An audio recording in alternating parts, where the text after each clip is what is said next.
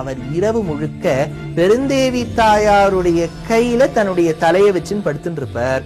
தாயாருடைய வளையல் ரேகைகள் படுத்து படுத்து அவருடைய கழுத்துல இருக்கும். காலங்காலத்தால விஸ்வரூப சேவையில போய் பார்த்தா அந்த வளையல் ரேகை தெரியும். அது தெரிஞ்ச பிறகு பெருமாளுக்கு வெக்கம் வந்துருமா, நீ யார்கிட்டயாவது போய் சொல்லுவியான்னு.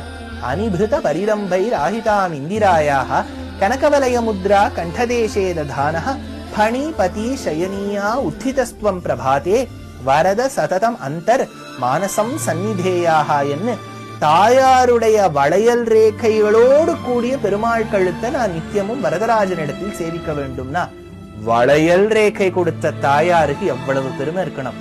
அதுதான் பெருந்தேவி தாயாருக்கு இருக்கக்கூடிய பெருமை.